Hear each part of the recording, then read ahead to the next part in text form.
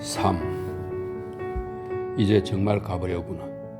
릴리는 안도와 실망이 섞인 한숨을 쉬면서 생각했다. 그에 대한 릴리의 동정은 가시나무가 다시 튕겨져 올라오듯이 그녀 얼굴을 향해 똑바로 날아왔다. 신기하게도 자신이 분열하고 있는 듯 했다. 반은 저쪽을 향해 끌려가고 있었다. 안개 낀 고요한 아침, 등대는 매우 멀어 보였다. 또 하나의 자신은 그 잔디밭 위에 단단히 뿌리박고 있었다. 릴리는 캔버스가 붕 떠올라 정확히 자기 앞에 타협을 허용하지 않는 엄격함이 서린 새하얀 얼굴로 내려오는 것처럼 느꼈다. 캔버스가 싸늘한 눈빛으로 이처럼 동요하고 흥분해 있는 자기를, 이 어리석은 감정의 낭비를 힐책하는 것 같았다. 캔버스는 릴리를 절실하게 되불렀다. 그녀의 흐트러진 감정, 관로 속에 그는 가버렸고 릴리는 그를 위해 아무 말도 해주지 못한 것을 안쓰럽게 생각했다. 이렇게 되어 있네요. 그녀의 흐트러진 감정이 이 전쟁터에서 황망히 떠나가 버리자 캔버스는 제일 먼저 그녀의 마음 구석구석까지 평화를 불어넣었다. 그러나 이윽고 공허함이 퍼져나갔다. 릴리는 타협하지 않고 하얗게 쏘아보는 캔버스를 멍하니 바라보다가 눈을 돌려 정원을 보았다. 그녀는 작고 주름진 얼굴에 중국인처럼 찢어져 올라간 작은 눈을 더욱 가늘게 뜨고 있었다. 가로세로로 달리는 선들의 광대 속에 녹색의 움푹한 구덩이와 푸른색과 갈색이 섞인 산 울타리라는 덩어리 속에 기억에 남아있던 무언가가 있었다. 그 무엇은 마음속에 풀리지 않는 매듭을 묶고 머물면서 생각지도 못한 때마다, 예를 들면 브롬튼 로드를 거닐거나 머리를 손질하고 있을 때처럼 저도 모르게 그녀의 마음에 그림을 그리게 하고 그 그림을 바라보게 했다. 상상 속에서 매듭을 풀어보곤 했다. 그러나 캔버스 없이 그렇게 상상 속에서 구상하는 것과 실제로 붓을 들고 그림을 그리는 것 사이에는 엄청난 차이가 있었다. 그녀는 램지시 앞에서 흥분한 나머지 아무 붓이나 잘못 집어들었고, 또 당황하여 땅속에 대충 박아 넣은 이젤의 각도도 잘못되어 있었다. 그것을 바로잡으면서 자기는 이러저러한 사람이고 다른 사람과는 이런저런 관계를 맺고 있다는 사실을 떠올리게 하는 엉뚱하고 부적절한 것들을 말끔히 잠재웠다. 그녀는 붓을 집어들었다. 그 순간 붓은 고통스럽지만 짜릿한 황홀을 느끼며 허공에서 파르르 떨렸다. 어디서부터 시작할까? 그것이 문제였다. 어느 지점에 제일 먼저 붓을 내려놓을까가 문제였다.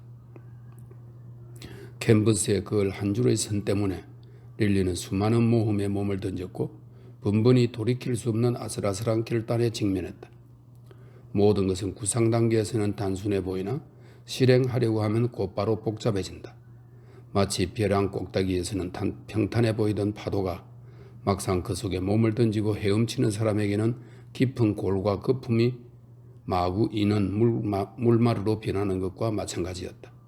그래도 위험은 감수해야 한다. 초점을 찍어야 한다.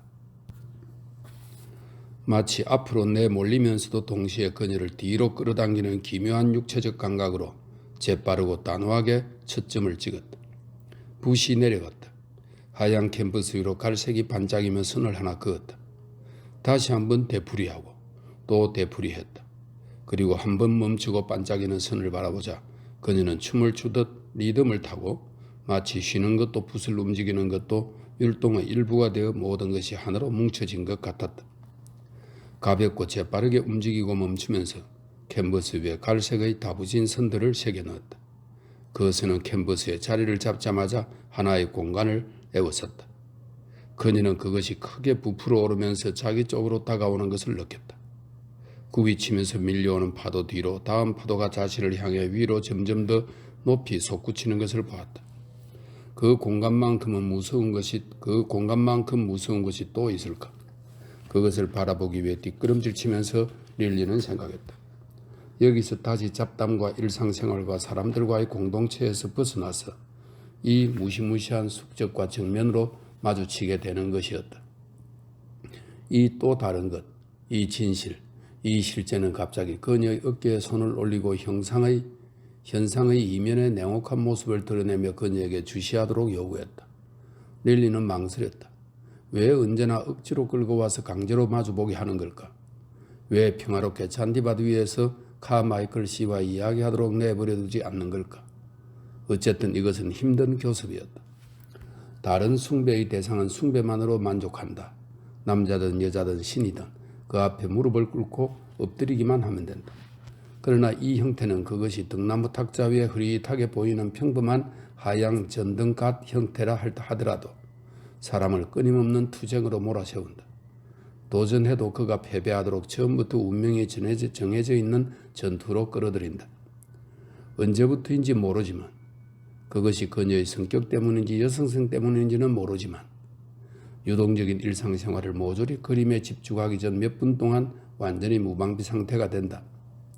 마치 태어나기 전이나 육체를 떠난 영혼처럼 바람 부는 높은 산봉우리를 방황하며 몸을 보호할 수단도 없이 온갖 의욕의 돌풍에 노출되어 있었다. 그러면 어째서 굳이 그림을 그리는 걸까? 그녀는 흐르는 듯한 선이 가볍게 새겨져 있는 캔버스를 바라보았다. 이 그림은 하인들의 방에나 걸리겠지. 둘둘 말아서 소파 밑에 처박아 둘지도 몰라. 그렇다면 그림을 그린들 무슨 소용이 있을까? 너 따위가 그림을 그릴 수 있느냐? 너 따위가 창조할 수 있느냐? 하는 소리가 들려왔다. 그녀는 습관적인 하나의 흐름에 붙잡혀 버렸다. 이 흐름은 잠시 짬을 두면서 마음속에 경험의 형태를 만들었다. 그 말을 되풀이하는 사이에 제일 먼저 누가 그 말을 했는지 더 이상 의식하지 않게 되었다. 그럴 수 없다. 쓸 수 없다. 단조롭게 중얼거리면서도 릴리는 그 말에 어떻게 반격해야 할지 열심히 생각하고 있었다.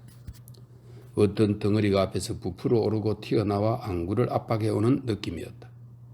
그러자 마치 그녀의 능력을 매끄럽게 움직이는 데 필요한 액체가 저절로 솟아올라 불확실한 손놀림으로 푸른 색과 짙은 밤색에 담근 붓을 이리저리 움직이기 시작했다. 그 붓은 이제 묵직하고 느릿하게 움직이면서 그녀가 보고 있는 것을 통해 생긴 리듬을 타고 있는 것 같았다. 그녀는 계속 산 울타리와 캔버스를 바라보고 있었다. 그 결과 손이 생명으로 떨리는 동안에도 이 강렬한 리듬을 그녀를 억제하여 점점 외부 세계의 사물을 의식하지 않게 되었다. 그리고 그녀가 외부 세계의 사물을, 자기 이름을, 자기 개성을, 자기 외견을 의식하지 않고 카마이클 씨가 거기 있는지 없는지조차 신경 쓰지 않게 되자 마음 그 깊은 곳에서 장면과 이름, 이야기와 기억, 관념 따위를 계속 뿜어냈다. 마치 샘처럼 번쩍거리고 무섭고 다루기 힘든 하얀 캔버스 위로 쏟아져 나와 그녀는 녹색과 파란색 물감으로 형태를 부여했다. 찰스 텐슬리가 늘 여자는 그림을 그리지 못하고 글도 쓸 수 없다고 말하던 것을 릴리는 기억해냈다. 그녀는 그가 등 뒤로 다가와 바로 옆에 바짝 다가서는 것이 정말 싫었다. 바로 이 자리에서 그림을 그리고 있을 때였다. 세그 담배가 이론세의 오펜스라며 그는 자신의 가난과 원칙에 충실한 생활 방식을 뽐냈다. 하지만 전쟁은 여자의 옹졸함을 완전히 뿌리 뽑아버렸다. 불쌍한 사람이라고 생각하는 이도 있었다. 여자 남자 다 불쌍해 완전히 혼란에 빠졌으니 하고 그는 언제나 옆구리에 책을 끼고 다녔다. 보라색 책이었다. 연구하고 있었던 것이다.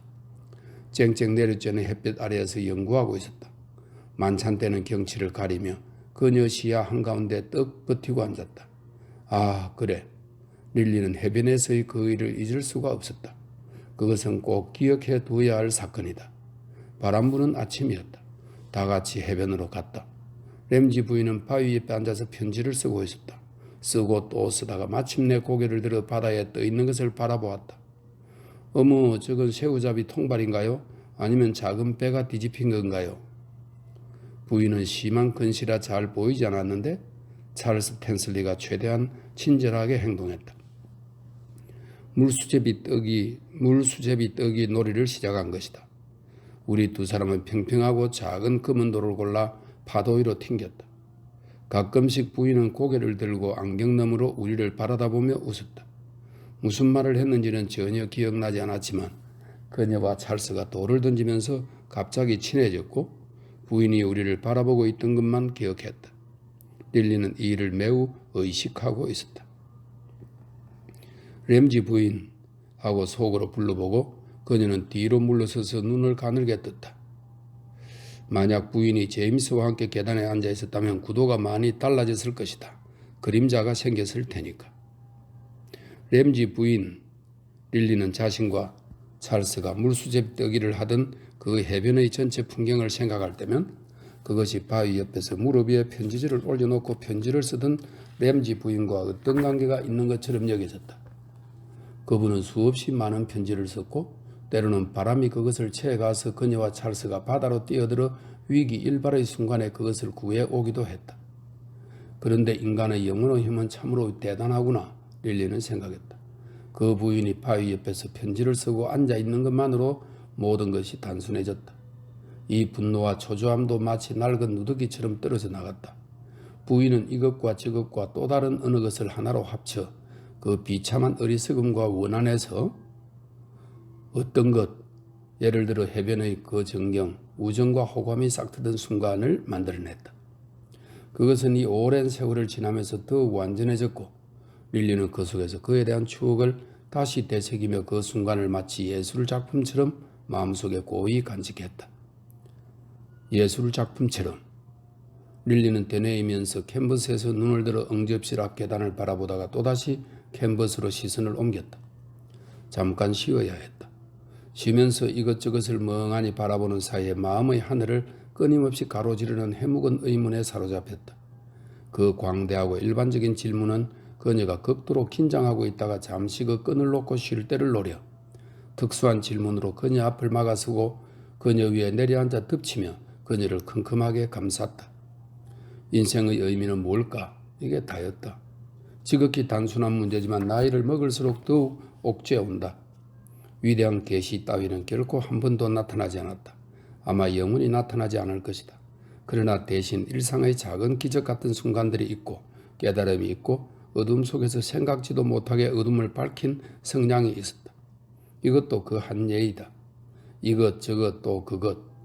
그녀와 찰스 텐슬리가 부서지는 파도를 램지 부인이 하나로 모아 인생이 여기서 멈춘다고 말한 것도 램지 부인은 그 순간을 영원한 무엇으로 만들었다. 마치 릴리가 다른 분야에서 순간을 영혼으로 만들고자 애쓰는 것처럼. 이것은 계시의 성격을 지닌다. 혼돈의 와중에도 형태가 있고 이 영혼이 지나가는 것과 흘러가는 것이 관로 속에 릴리는 하늘을 올려다보며 흘러가는 구름과 흔들리는 나무잎을 보았다. 이렇게 되어 있네요. 이 영혼이 지나가는 것과 흘러가는 것이 안정을 찾는다. 인생은 여기서 멈춘다고 램지 부인은 말했다. 램지 부인, 릴리는 되뇌었다. 이 계시는 부인 덕분이다. 모든 것이 고요했다. 집에 사람이 움직이는 기척도 없었다. 릴리는 아침 햇살이 근처의 이파리를 비추면서 녹색과 청색으로 물든 창문을 두르고 그 속에서 잠들어 있는 집들을 바라보았다. 램지 부인을 그리는 아련한 마음이 조용한 이 집과 이 안개와 이 쾌청한 아침 공기와 잘 어우러져 있다고 생각했다. 흐릿하고 비현실적이었지만 놀랍도록 순수하고 짜릿했다. 그녀는 아무도 창을 열지 않기를, 집에서 누가 나오지 않기를, 계속 혼자 사색하면서 그림 그릴 수 있기를 바랐다. 다시 캔버스를 마주했다. 그러나 어떤 동정이 갈 곳을 잃은 것이 석연치 않아서인지 릴리는 어떤 호기심에 이끌려 잔디밭 가장자리에 한두 걸음 옮겨 아래의 해변에서 출범하려고 하는 작은 집단이 보이지 않을까 싶어 내려다보았다. 거기에 떠있는 작은 배들 중에는 돛을 감아 올린 것도 있었고 바람이 없었으므로 천천히 멀어져 가는 것도 있었다. 그리고 다른 배들과 조금 떨어져 있는 배가 한 척 있었다. 이제 막 돛을 올리고 있었다. 릴리는 저 먼 곳의 완전히 고요한 작은 배에 램지 씨와 캠과 제임스와 함께 타고 있다고 확신했다. 이제 그들은 돛을 다 올렸다. 돛은 잠시 축 늘어져 머뭇거리다가 이내 바람을 담뿍 머금었다. 깊은 정적 속에 둘러싸인 릴리는 작은 배가 다른 배를 앞지르며 신중하게 바다 한가운데로 나아가는 것을 지켜보았다. 4. 돛이 그들의 머리 위에서 펄럭였다. 물은 키득키득 웃으며 뱃줄을 때렸고 배는 태양 아래에서 꼼짝도 않고 졸고 있었다. 때로 미풍이 불어오면 돛이 사부작 웅성거렸지만 곧 미풍은 모두의 머리 위로 지나가며 다시 잠잠해졌다. 작은 배는 조금도 움직이지 않았다. 램지 씨는 배 한가운데 앉아 있었다. 1분만 지나면 안달을 하겠지. 제임스와 캠은 아버지를 보면서 그렇게 생각했다. 아버지는 두 사람 사이인 보트 가운데 앉아서 다리를 단단히 꼬고 있었다. 제임스는 키를 잡았고 캠은 홀로 뱃머리에 앉아 있었다. 그는 꾸물거리는 것이 딱 질색이었다. 아니나 다를까 1, 2초 정도 망설이다가 맥칼리스터의 아들에게 무엇라고 모진 소리를 했다. 그러자 아이는 노를 꺼내어 젓기 시작했다. 그러나 아이들은 배가 날아가듯 나아가지 않으면 아버지가 절대 만족하지 않으리라는 걸 알고 있었다. 그는 바람을 기다리며 조바심을 내고 끊임없이 구시렁거렸다. 그것은 맥칼리스터와 그 아들에게도 들릴 것이고 그 때문에 매우 불쾌해 할 것이다. 아버지는 우리를 오게 했다. 억지로 오게 했다. 어쩔 수 없이 오게 된 두 사람은 화를 내며 절대로 바람이 불지 않으면 좋겠다고 생각했고 모든 일이 기대에 어긋나기를 바랐다. 자기들의 의지를 무시하고 멋대로 가자고 강요했기 때문이었다. 해변으로 내려가는 내내 아버지가 어서 가자 어서 하고 다그쳤지만 아이들은 한마디도 하지 않고 느릿느릿 걸었다. 고개를 푹 숙이고 있었다. 어떤 가차없는 질풍에 짓눌려 있었다. 그들은 아버지에게 가기 싫다는 말은 할 수 없었다. 무조건 뒤에 붙어서 따라가야만 했다. 갈색 종이 꾸러미를 들고 아버지의 뒤를 졸졸 따라 걸어야 했다. 그러나 두 사람은 걸으면서 암묵적으로 맹세했다. 서로 도와 위대한 협정을 수행하기로. 횡포에는 죽어도 저항하기로. 그래서 하나는 배의 이쪽 끝에 하나는 저쪽 끝에 말없이 앉아 있었던 것이다. 두 사람은 한마디도 하지 않았고 다만 가끔 아버지에게 눈을 돌렸다. 다리를 꼬고 앉아 얼굴을 찌푸리고 불안해하고 혼자 투덜투덜 중얼거리며 바람이 불기를 짜증스럽게 기다리는 아버지를 보았다. 두 사람은 바람이 불지 않기를, 바다가 잔잔해지기만을 바랐다. 아버지의 기대가 무너지기를 바랐고 이 배 여행이 실패하여 꾸러미를 들고 다시 해변으로 돌아가면 좋겠다고 생각했다. 그런데 맥칼리스터의 아들이 노를 젓기 시작하자 돛이 천천히 풀럭이며 배가 균형을 잡고 속도를 내며 달리기 시작했다. 이내 어떤 거대한 긴장에서 해방된 것처럼 램지 씨는 꼬았던 다리를 펴고 무엇라고 중얼거리며 담배를 꺼내 맥칼리스터에게 건넸고 아이들의 고통은 아랑곳 없이 완전히 명랑해졌다. 이제 이런 상태로 몇 시간이나 항해하고 램지 씨는 맥칼리스터에게 아마 저번 겨울의 큰 태풍에 대해 질문을 던지고 늙은 맥칼리스터는 그것에 대답하고 두 사람은 함께 파이프 담배를 피울 것이다. 그리고 맥칼리스터는 타르로 얼룩진 그물을 집어들어 매듭을 풀었다 묶었다 할 것이고 그 아들은 낚시를 하면서 아무에게도 절대 입을 열지 않을 것이다. 제임스는 내내 돛을 지켜봐야 할 것이다. 만약 한눈을 팔아 돛이 순식간에 쭈그러들어 배의 속도가 떨어진다면 램지 씨는 날카롭게 잘 보라고 하고 야단칠 테고 늙은 맥칼리스터는 자기 자리에서 천천히 돌아볼 것이다. 두 사람은 아버지가 크리스마스 때 큰 폭풍에 대해 무엇라고 묻는 것을 들었다.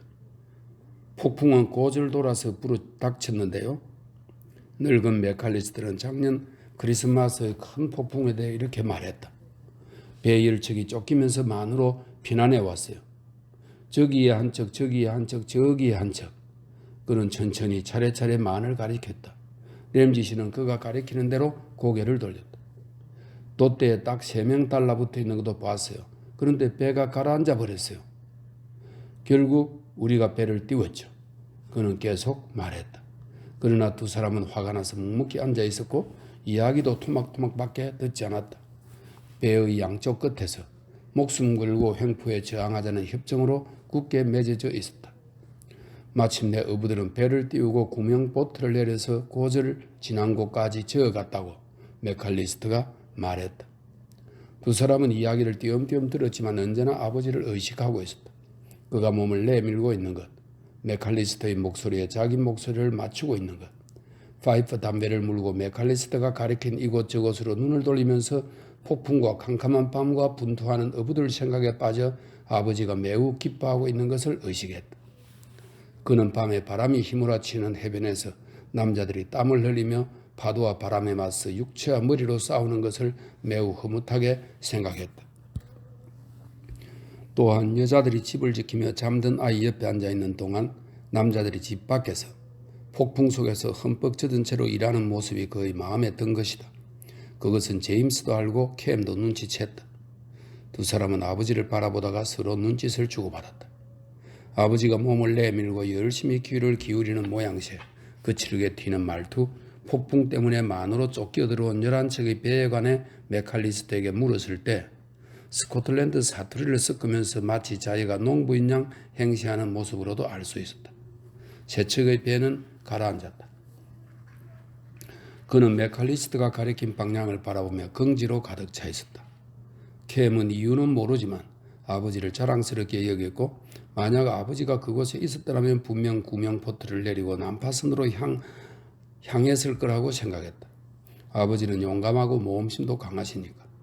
이렇게 생각한 그녀는 죽어도 횡포에 저항하자는 협정을 떠올렸다. 불만이 그들을 짓눌렀다. 우리는 강요당했어. 명령받았어.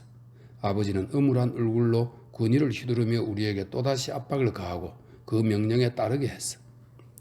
이 화창한 아침에 꾸러미를 들고 명령에 복종해야 해. 등대에 갈 테니 따라오너라. 아버지가 가고 싶었기 때문이야. 죽은 사람들을 그리며 아버지가 자기 만족을 위해 버리는 의식에 우리가 강제로 참여해야 하다니 정말 질색이야. 그래서 아버지 뒤로 꾸물꾸물 뒤쳐져 따라왔고 오늘 하루의 즐거움도 다 망쳤어. 그렇다. 바람이 다시 불어오는 모양이다. 배가 기울고 날카롭게 갈라지는 물은 녹색 계단을 만들며 떨어지고 물보라를 일으키며 크고 작은 폭포를 만들기도 했다. 캠은 물거품과 그 안에 온갖 보물을 감추고 있는 바닷속을 들여다보았다. 배의 속도가 캠을 사로잡았다. 제임스와의 끈이 느슨해졌다. 길속이 조금 헐거워졌다. 정말 빠르구나. 캠은 생각했다. 어디로 가는 걸까? 그녀는 움직임에 매료되었다. 반면에 제임스는 독과 수평선의 시선을 단단히 고정하고 뚱한 얼굴로 키를 잡고 있었다. 키를 잡고 있는 사이에 여기에서 도망칠 수 없을까? 완전히 벗어날 수 없을까? 하고 생각하기 시작했다. 두 사람은 어딘가에 상륙할 수 있을 것이다. 그러면 자유를 찾을 수 있다. 둘은 잠시 서로를 바라보았다. 속도가 나면서 변화가 생긴 탓에 해방감과 짜릿한 흥분을 느꼈다. 그러나 바람은 램지 씨에게도 같은 흥분을 자아냈다. 늙은 메칼리스트가 방향을 바꾸어 낙지줄을 던졌을 때 그는 큰 소리로 외쳤다. 우리는 죽는다. 이어서 저마다 혼자서 하고 소리쳤다. 이것은 쿠버의 시 구절이랍니다. 그리고 여느 때처럼 후회와 부끄러움에 사로잡혀 몸을 가다듬고 해안 쪽으로 손을 흔들었다. 저 작은 집을 보려무나? 그는 캠에게 손가락으로 가리키면서 말했다. 캠은 마지못해 몸을 일으켰다. 그러나 언덕 중턱의 어느 것이 자기 집인지 이미 분간할 수 없었다. 모든 것이 멀고 평화롭고 낯선 모습이었다. 해안은 우아하고 너무 멀고 현실감이 없었다. 이제까지 항해한 얼마 안 되는 거리가 모두를 기슭에서 멀리 떼어놓았다. 기슭은 점점 물러나 떠는 아무 관계도 없다는 듯이 전혀 다른 여유로운 모습을 하고 있었다. 어느 게 우리 집인지 도저히 모르겠어요. 그러나 나는 더욱 거친 바다 아래에 램지 씨는 중얼거렸다. 그는 집을 찾아내어 그것을 보고 거기에 있는 자기 자신을 본 것이다. 혼자 테라스를 이리저리 걸어다니는 자신의 모습을. 그는 또한 화분들 사이를 왔다 갔다 했다. 매우 넓고 등이 굽어 있었다. 배 위에서 그는 구부정하게 웅크리고 앉아서 이내 자신의 역할을 연기했다. 아내를 잃고 어찌할 바를 모르는 고독한 호랍의 역할을, 그리고 자신을 동정하는 많은 사람들을 자기 앞에 잔뜩 불러 모아 배에 앉아서 자기를 위해 작은 드라마를 무대에 올렸다. 그 드라마에서 그는 노쇠와 피로와 비애를 표현했다. 그는 두 손을 들어 보면서 그 앙상한 모습에서 자신의 꿈을 증명하고자 했다. 그러면 여자들의 동정이 그에게 듬뿍 쏟아졌다. 그는 여자들이 자신을 어떻게 위로하고 동정해 줄지 생각했고 꿈속에서 여자들이 동정해 주는 기이한 쾌감을 맛보며 한숨과 함께 조용히 애달프게 엎조렸다. 그러나 나는 더욱 거친 바다 아래에 더욱 깊은 심연에 잠겨 있노라. 이 슬픈 시는 모두의 귀에 분명하게 들렸다. 캠은 자리에서 벌떡 일어났다. 충격을 받고 모욕을 느꼈다. 그 모습에 놀란 아버지는 연기를 그만두고 외쳤다. 저기를 봐, 저기를 봐. 너무도 다급한 소리에 제임스까지 고개를 돌리고 어깨 너머로 섬을 바라보았다. 그들 모두 섬을 보았다. 그러나 캠은 아무것도 볼 수 없었다. 그녀에게는 그들이 거기서 보낸 시간의 두께와 삶이 끊을 수 없을 만큼 긴밀하게 맺어져 있던 오솔길과 잔디밭이 완전히 사라졌고 스쳐 지나갔고 비현실이 되어 있었다. 그리고 지금의 현실은 배와 기움질한 큰 독과 귀걸이를 한 메칼리스트와 파도 소리였다. 이것들이 모두 현실이었다. 캠은 이렇게 생각하고 혼자 중얼거려 보았다. 우리는 죽는다. 저마다 혼자서. 아버지의 이 말이 마음속으로 수없이 밀려들어왔다. 아버지는 그때 딸이 매우 애매모호한 방향을 보고 있음을 눈치채고 캠을 놀리기 시작했다. 너는 나침판에 눈금도 볼 줄 모르느냐고 물었다. 남쪽과 북쪽은 구분하니? 정말로 우리가 거기에 살고 있다고 생각하는 거냐? 그리고 그는 다시 손가락을 뻗어 저 나무들 옆에 그들의 집이 있는 곳을 가리켰다. 더 정확하게 알고 있어야 한다는 마음에 반쯤 놀리면서 진지하게 말했다. 어디가 동쪽이고 어디가 서쪽인지 말해보려무나? 그는 아주 바보도 아니면서 나침반 눈금도 읽지 못하는 사람을 도저히 이해할 수 없었다. 그런데 이 아이도 모른다. 캠의 불확실하고 겁먹은 눈이 집과 전혀 상관없는 곳을 응시하는 것을 보고 램지 씨는 몽상에서 현실로 돌아왔다. 자기가 테라스 위를 화분과 화분 사이를 왔다 갔다 하던 것을 잊고 자신을 향해 내민 팔이 어쨌는지 잊었다. 그는 생각했다. 여자란 저런 생물이다. 여자들의 애매모호함은 어쩔 도리가 없다. 전부터 이해할 수 없었지만 사실이 그러하다. 그녀도 집사람도 그랬다. 여자들은 사물을 분명히 이해할 수 없는 것이다. 그러나 저 아이에게 화를 낸 것은 잘못이었어. 그리고 나는 여자의 이 모호함을 얼마나 오히려 좋아하지 않았던가. 그것은 여자의 묘한 매력의 일부였어. 어디 딸아이를 웃게 해볼까? 저렇게 급에 질린 얼굴을 하고 있다니 저토록 입을 꼭 다물고 그는 주먹을 불끈 쥐고 여러 해 동안 자유자재로 조종하며 사람들의 연민과 칭찬을 이끌어낸 목소리와 표정과 의미심장한 온갖 몸짓을 억제하기로 결심했다. 딸아이가 빈것 웃게 만들자. 무언가 단순하고 스스럼 없는 것을 찾아내야 해. 하지만 무엇이 좋을까? 일에만 매달리느라 이럴 때 남들은 어떻게 말하는지 까맣게 잊고 말았어. 강아지가 있지. 그들은 집에서 강아지를 키웠다. 오늘은 누가 강아지를 돌보기로 했니? 그가 물었다. 제임스는 돛을 배경으로 앉아 누나 얼굴을 보면서 매몰차게 생각했다. 그래, 누나는 금방 항복하고 말 거야. 나 혼자서 폭군과 싸우게 되겠지? 나 혼자서 협정을 완수하겠어. 캠은 목숨 걸고 횡포에 저항하지 못해. 그는 슬프고 언짢은 표정으로 항복하기 시작한 캠의 얼굴을 바라보면서 냉정하게 생각했다. 때때로 일어나는 일이다. 녹음이 우거진 언덕 중턱에 구름이 그림자를 들이우면서 일대가 음숙해지고 주위를 둘러싼 언덕과 언덕 사이에 어둠과 슬픔이 어리면 근처의 언덕도 구름에 뒤덮이고 어둠에 묻힌 것들의 운명을 생각하게 된다.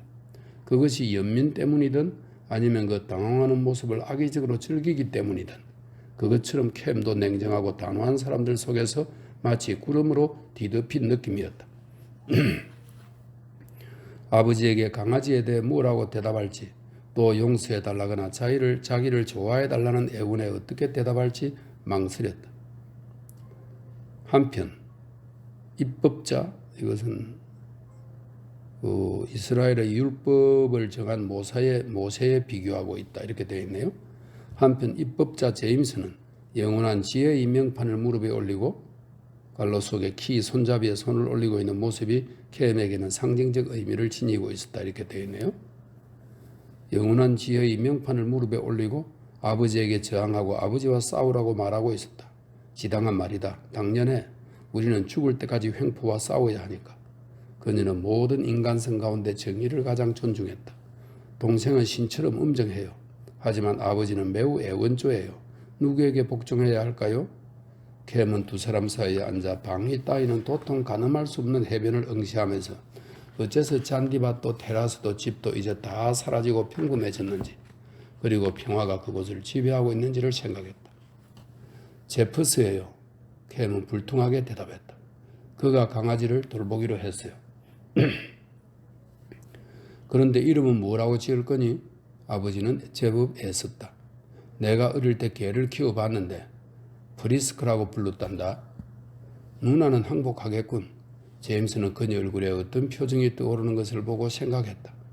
언젠가 본 적이 있는 표정이었다. 누군가 뜨개질 감인가 무언가를 하던 우리를 내려다보고 있었지. 그러다가 갑자기 우리가 고개를 들자 파란 무언가가 섬광처럼 순간 번쩍했던 것을 기억해. 나와 함께 앉아있던 사람이 웃으면서 항복하자 나는 매우 화가 났어. 분명 어머니였을 거야. 나지막한 의자에 앉아있었고 아버지가 뒤덮듯이 몸을 숙이고 서 있었어. 제임스는 헤아릴 수 없는 추억 사이를 뒤지며 더듬었다. 시간이 자신의 뇌리에 조용하게 끊임없이 한 장 한 장 쌓아온 인상의 연속, 냄새와 소리, 거칠고 공허하지만 감미로운 목소리, 문득 지나가는 불빛, 비질 소리, 해변을 씻어내는 소리, 그 뒤를 잇는 고요 한가운데에서 한 남자가 왔다 갔다 하던 것이 기억났다. 그 남자는 딱 멈춰서서 두 사람 앞을 똑바로 가로막았다. 그러는 동안 제임스는 캠이 바닷물에 손을 담그고 말없이 해안을 응시하고 있는 것을 눈치챘다. 아니, 캠은 항복하지 않아. 캠은 누군가와는 달라. 그는 생각했다. 좋아. 캠이 대답하지 않을 상증이라면 나도 귀찮게 하지 않겠어. 램지 씨는 결심하고 주머니에서 책을 찾았다. 그러나 캠은 대답하고 싶었다. 자신의 혀 위에 올라앉아 있는 방해물을 뱉어내고 싶다고 얼마나 간절하게 바랐는지 모른다. 어머, 프리스크가 좋겠어요? 프리스크라고 부르겠어요? 하고 말하고 싶었다. 혼자 늪지대에서 빠져나오는 길을 발견한 그 개지요? 이렇게 덧붙이고 싶었다. 그러나 아무리 발버둥 쳐도 협정에 대한 충절을 단호하게 지켜 제임스에게 들키지 않으면서 아버지에게 자신의 비밀스러운 애정을 표시하려면 어떻게 말해야 좋을지 알 수 없었다. 그녀는 생각했다. 물속에 손을 담그고 관로 속에 이때 메칼리스트의 아들이 고등어 한 마리를 잡았다. 그것은 아가미에서 피를 흘리면서 갑판 위에서 펄떡거렸다. 이렇게 되어 있네요. 물속에 손을 담그고 냉정한 태도로 돛에 눈을 고정한 채 가끔 수평선을 흘깃 바라보는 제임스를 바라보면서 생각했다. 너는 이런 감정의 압박과 분열을, 이 이상한 유혹을 느껴본 적이 없겠지? 아버지는 주머니를 뒤지고 계셔. 곧 책을 찾으시겠지. 아버지만큼 그녀를 매료하는 사람은 없었다. 아버지의 손은 내게 너무 아름답게 보여요. 발도 목소리도 말도 성급함도 불같고 유별난 기질도 격렬한 감정도 모두의 앞에서 우리는 죽는다. 저마다 혼자서 하고 스승없이 말하는 점도 다가가기 어려운 점도 모두 아름답게 보입니다. 아버지는 이미 책을 펼쳐놓고 계셨다. 하지만 그녀는 어리석으리만치 남의 마음을 모르는 점과 횡포는 도저히 참을 수 없었다. 캠은 자세를 똑바로 가다듬고 메칼리스트의 아들이 또 다른 생선 아가미에서 낚싯바늘을 빼내는 것을 가만히 지켜보면서 생각했다. 그로 인해 그녀의 어린 시절은 엉망진창이 되었고 거센 풍파에 시달려야 했다. 지금도 한밤중에 치를 떨면서 깨어나 이것을 해라 저것을 해라 하는 아버지의 오만한 명령과 내가 시키는 대로 해라는 위압적인 말을 떠올리며 분노했다. 그래서 캠은 아무 말도 하지 않고 평화의 외투를 두른 해변을 그저 완고하고 구슬프게 바라보고만 있었다. 저곳 사람들은 모두 잠에 빠진 것 같다. 연기처럼 자유롭고 유령처럼 거침없이 오간다. 고통 같은 건 전혀 없을 거야. 분명해. 그녀는 생각했다.